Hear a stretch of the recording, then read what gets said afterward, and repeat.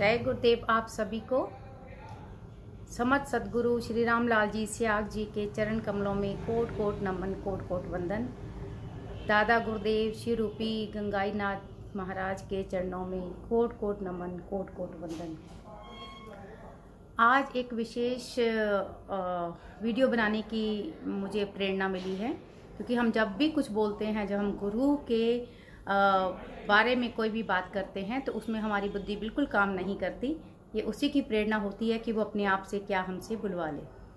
तो मैं काफ़ी दिनों से नोटिस कर रही थी कि कई सारे पोस्ट ऐसे आ रहे हैं जहाँ पर लिखा जाता है कि अवतारों की कोई समाधि नहीं होती। मैं इस बात से 100% सहमत हूँ कि अवतार जो है उनकी कोई समाधि नहीं होती, मगर पंच तत्व शरीर का एक अंत जरूर होता है, उसकी एक अवधि जरूर होती है।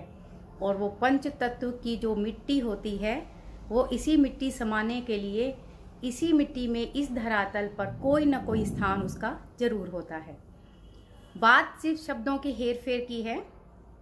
जो गुरु जी को, समर्थ श्री रामलाल जी स्याग जी को पूर्ण रूप से समर्पित हैं, वो किसी भी तरह का कोई भी किंतु परंतु नहीं करते, क्योंकि उन्हें इस बात से कोई मतलब नहीं है कि उस स्थान को कैसे कहकर पुकारा जा रहा है। उनके लिए यही काफ़ी है कि वो हमारे गुरु जी का स्थान है, चाहे वो जन्म का स्थान हो या उनका पैतृक स्थान हो या उनका अंतिम पंच तत्व समाने की वो जगह हो। तो हम उस जगह को, उसका नाम बदल कर यदि हम उसको ज्योति स्थल बोले तो काफ़ी अच्छा रहेगा, क्योंकि एक ज्योत जो परम प्रकाश में जब समाई तो उसके अंतिम जो दर्शन किए गए तो ये वो वाला स्थान था। जैसे कि हम बहुत अच्छे तरह से जानते हैं कि सिखों के गुरुओं के 10 गुरु हुए, उसमें से जिन गुरुओं ने, जैसे श्री गुरु अर्जन देव जी ने शहीदी प्राप्त की, गुरु तेग बहादुर जी ने शहीदी प्राप्त की, तो उनके अंतिम दर्शन जहाँ पर किए गए वहाँ पर गुरुद्वारा साहब सुशोभित है। तो जैसे कि शीशगंज साहिब, जिसे हर कोई जानता है, जैसा कि दिल्ली में लाखों की संख्या में लोग वहाँ पर दर्शन करने आते हैं, उस स्थान का विशेष महत्व है, मगर उसको वो समाधि स्थल नहीं कहते। तो इसी तरह से सिर्फ ये शब्दों का हेर फेर है। यदि हम उसे ज्योति स्थल बोले तो ये ज़्यादा प्रभाव डालेगा नए साधकों के लिए, क्योंकि उन्हें ये समझाने के लिए कि अवतारों की समाधि नहीं होती, मगर उनके ज्योति स्थल होते हैं, ज्योति पिंड होते हैं। जैसा कि हम कई जगह जानते हैं, हिंदुओं में भी, हिंदू धर्म में भी इस तरह से कहा जाता है।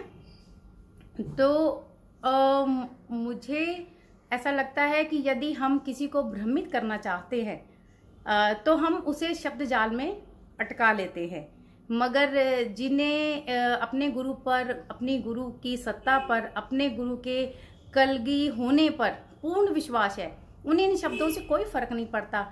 उन्हें इस बात का बहुत ज़्यादा गर्व महसूस होता है कि मेरे गुरु को अंतिम बार पंच तत्व शरीर में, चाहे वो उस वक्त जीवित अवस्था में नहीं था, मगर अंतिम बार उनके यहाँ पर दर्शन किए गए, उस पूरी ऊर्जा के स्रोत को यहाँ पर स्थापित किया गया, और इसके बाद वो ज्योति है प्रकाश बनकर सारे संसार में फैल गई और सारा संसार जगमगा उठा, उसकी कोई लिमिट नहीं रही। अब गुरुदेव कई स्पीड से ज़्यादा, बहुत ज़्यादा स्पीड से अपने काम को कर पा रहे हैं, जैसा कि वो अपने पंचतत्व शरीर में रहते हुए एक सीमा में निर्धारित होकर काम करते थे। तो मेरा कहना सिर्फ यही है कि जैसे जो गुरुद्वारा साहब बने हैं, उनको ज्योति के नाम से उन स्थानों को, उनकी शोभा को बढ़ाया जाता है बोलकर, तो हमें भी हमारे गुरु के स्थान का नाम समाधि की जगह ज्योति स्थल कहना चाहिए, क्योंकि वो ज्योत अंतिम बार संसार में समा गई तो वो यही स्थान था। और ये इसकी अपनी बहुत महत्वता है, क्योंकि हम समझते हैं कि जहाँ पर हमारे गुरु के चरण भी पड़े, जहाँ पर हमारे गुरु ने जन्म भी लिया, जहाँ हमारे गुरु जी बचपन में चले, या उनके पंचतत्व के आखिरी बार दर्शन हुए, जहाँ पर हमारे गुरुदेव के गुरुदेव, हमारे पूजनीय श्री गंगाई नाथ जी दादा गुरुदेव का स्थान रहा, और इस तरह से जो इन सभी की बहुत महत्वता है, जहाँ पर गुरु जी ने आश्रम बनाया और हजारों लाखों लोगों को जागृत किया, ऊर्जा दी, उनसे ध्यान करवाया, तो हर जगह की अपनी महत्ता है, इस महत्ता को नकारा नहीं जा सकता।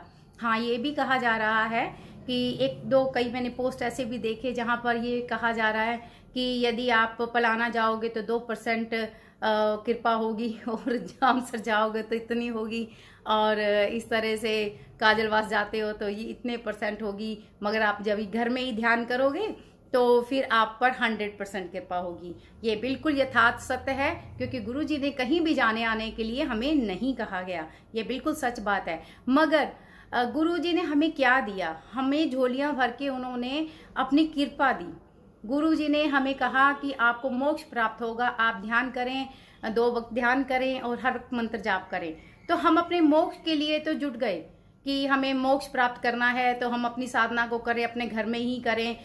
मगर जो हमें दे रहा है उसको हम क्या दे सकते हैं? हमारी ये औकात नहीं है। मगर अपने गुरु को हम गुरु दक्षिणा के रूप में उन स्थानों की महिमा को बता सकते हैं, और हम क्या कर सकते हैं? प्रचार कर सकते हैं। हम प्रचार करते हैं, जैसे कि अब मैं लंदन से हूँ, तो निश्चित है कि जब मैं किसी से बात करती हूँ तो वो कहते हैं कि उनको देखना हो तो कहाँ जाए, तो उनको समझाया जाता है कि आपको जाने की ज़रूरत नहीं है, आप सिर्फ उसको ध्यान और साधना करें।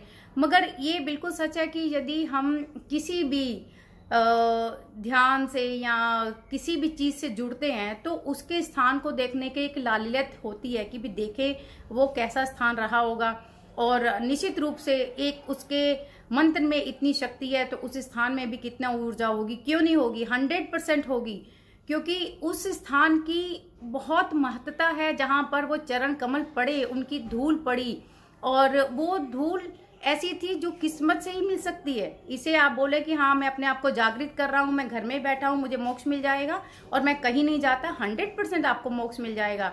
मगर क्या आपने अपने गुरु के लिए कुछ भी किया? क्या आपने उनसे मोक्ष लेने के लिए प्रार्थना की? तो आपको मिला, मगर आपने अपने गुरु के स्थानों के लिए, जो 5 स्थान है मेरे हिसाब से, जिसमें गुरुजी का जन्म स्थान है छीला गांव आता है, और फिर उनका पैतृक स्थान पलाना गांव आता है, और इसके सिवा फिर गुरुजी का ज्योति स्थल पलाना आता है, और फिर जामसर आता है, उसके बाद गुरुजी का आश्रम जोधपुर आता है, और फिर जो वो क्या उसको काजलवास, यस, फिर काजलवास आता है। तो ये जो 6 स्थान है, ये 6 स्थानों की अपनी महत्ता है।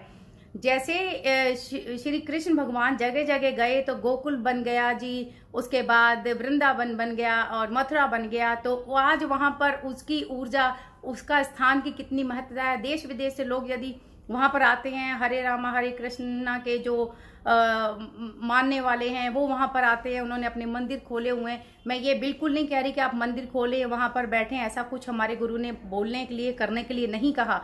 मगर यदि कोई विदेशी हमसे जुड़ते हैं और इन स्थानों को देखना चाहते हैं, आना चाहते हैं, तो हमारा क्या कर्तव्य बनता है उनको कहने के लिए और दिखाने के लिए कि वहां पर कुछ नहीं है, वो समाधियां हैं।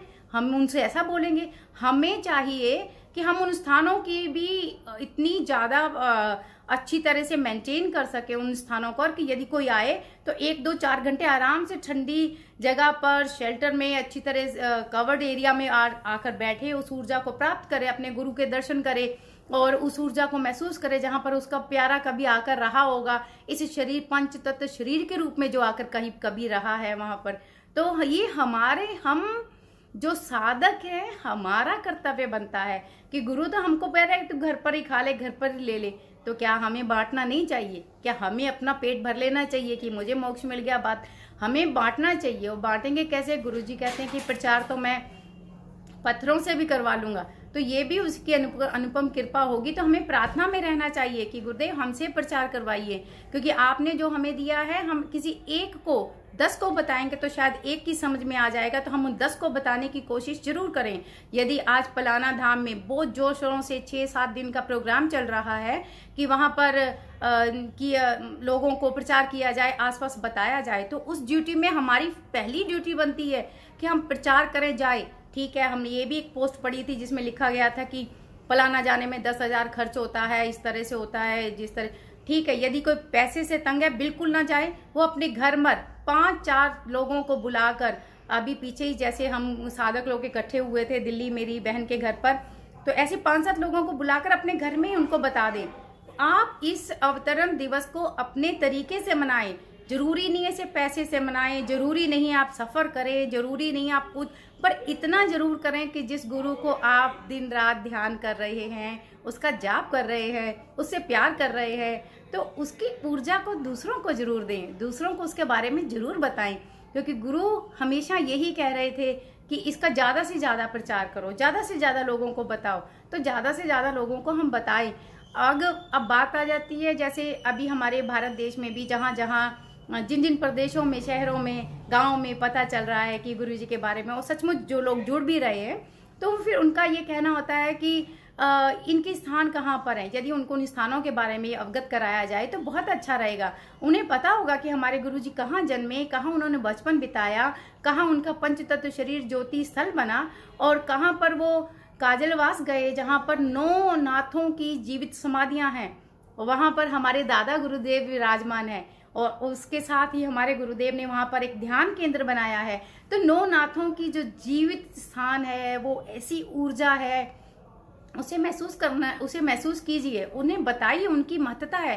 क्यों नहीं है इस संसार में हर स्थान की, जहां पर पीर पैगंबर देवता गण आए हैं, कैलाश पर्वत है, चाहे वो हरमंदर साहिब है, ननकाना साहिब है, चाहे वो मथुरा है, चाहे आप द्वारिका लगा ले, कुछ भी, उनका अपना एक महत्व है।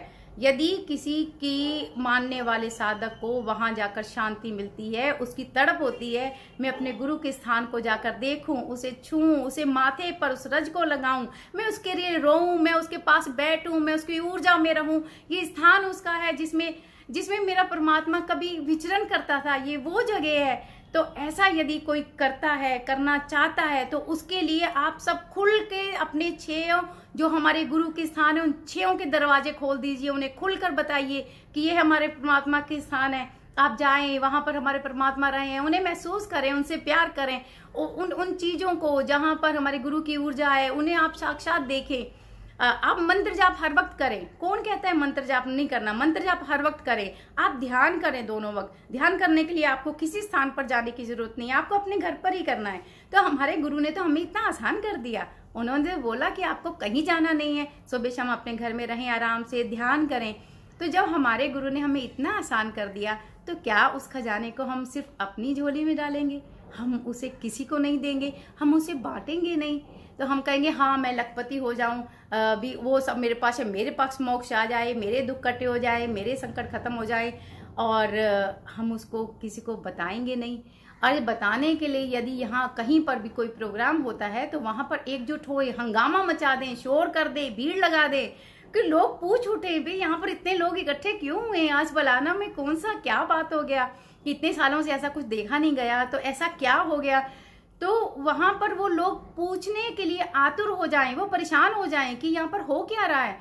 तो इसलिए हम सब की छोटी छोटी सी ड्यूटी बनती है कि हम खुलकर अपने अपने प्रभु का गुणगान करें, उनके अवतरण दिवस को मनाएं। हम बस बलिहारी हो जाएं, उस पर बलिहारी हो जाएं कि आप आए तो हम पर भी कृपा हुई। आप ही की हेतु की कृपा, हम में इतने सामर्थ्य नहीं थे, हमने ऐसा कुछ किया भी नहीं है, ऐसे हमारे कर्म भी ना रहे होंगे, मगर आपने ऐसी कृपा करके हमें अपने रज से लगाया, अपने चरणों से लगाया, अपनी धूल को दिया। तो ये धूल प्राप्त करने के लिए उन स्थानों का भी पूरा पूरा महत्व है। हमें अपनी पर्सनल, कोई भी, हम आखिर इंसान है, एक दूसरे से किसी बात के लिए मनमुटाव कर लेते हैं, मगर गुरु के मामले में हमें किसी से मनमुटाव नहीं करना। हमें यही जानना है कि गुरु के 6 स्थानों की पूरी पूरी महिमा पूरे संसार में गाई जाए। जब गुरु ने किसी स्थान को ऊंचा नीचा या बुरा या भला नहीं कहा, तो फिर हम कौन होते हैं उसको आंकने वाले? हमारी क्या औकात है कि हम आके कि गुरु के वो स्थान अच्छा नहीं है, ये स्थान अच्छा नहीं है। गुरु के तो सारे स्थान बहुत प्यारे हैं। मेरा परमात्मा जहाँ पर चला है, मेरा परमात्मा जहाँ पर बैठा है, मेरा परमात्मा ने जहाँ पर खाना खाया है, मेरे ईश्वर ने जहाँ पर कृपा की है, वो सभी स्थान बड़े प्यारे हैं, बहुत उच्च कोटि के हैं। वो स्वर्ग हैं, इस धरती के स्वर्ग। तो आप उस स्वर्ग का आनंद लीजिए, जरूर पहुंचिए। जहाँ जहाँ भी प्रोग्राम हो रहे हैं आप सब जगह जाएं। आप जोधपुर जाएं, पलाना धाम जाएं, यदि काजलवास में कोई प्रोग्राम है तो आप काजलवास जाएं, जामसर जाएं, दादा को लिपट जाएं जाकर, और अपने गुरु के स्थानों को, जन्म स्थान को देखें, अपने गुरु के पैतृक स्थान को देखें। पैया पैया चले होंगे कहीं पर हमारे गुरु का उस वक्त, तो आप उन सब जगहों को देखें और ज़्यादा से ज़्यादा लोगों को बताएं। हमारे लिए गुरु की हर चीज़ का महत्व है। हम तुच्छ हैं, हम नीच हैं, हम कपटी हैं, हम बहुत बुरे हैं, हम इस लायक भी नहीं थे कि हमें कोई गुरु, ऐसा समर्थ सतगुरु मिलता, मगर उसने अहेतु की कृपा करके हम सब पर अपनी अपनी करुणा बरसाई है। तो मैं यही इन छोटे शब्दों में कहना चाहती हूँ कि आप प्लीज़, आप ज़्यादा से ज़्यादा इस बात का प्रचार करें। स्थानों का भी अपना महत्व होता है, क्यों नहीं होता, 100% होता है जी। तो आप स्थानों पर भी जाएं, जहाँ भी प्रचार हो रहा है कीजिए। यदि आप सामर्थ्य में नहीं हैं तो आप अपने घर के आसपास ही लोगों को बताएं। 2-4 लोगों को गुरु अवतरण दिवस पर ये प्रण करें कि मैंने आज 5 लोगों को बताना है। यदि मैं स्थान पर नहीं जा पा रहा तो वहां भी तो प्रचार ही हो रहा है, तो ये प्रचार मैं अपने बगल वाले घर में क्यों ना करूं, अपने मोहल्ले में क्यों ना करूं। तो कम से कम 5 लोगों को आप उस दिन जरूर बताएं। तो ये भी गुरु की कृपा है, वो जैसा चाहेगा, जिससे जैसा चाहेगा प्रचार करवा लेगा। तो मैं अंत में यही कहना चाहती हूँ कि ज्योति स्थल का नाम जो हम लेंगे तो वो गुरु जी का ज्योति स्थल है। समाधि स्थल पर बार बार प्रश्न उठाए जाएंगे, क्योंकि जब हम ये बात विदेशों में भी बताएंगे तो वहाँ भी पूछा जाएगा कि समाधि क्यों है, आप तो बोलते हैं कि अवतार है वो। तो ये बात हमें इन शब्दों के हेर फेर से निकलना है।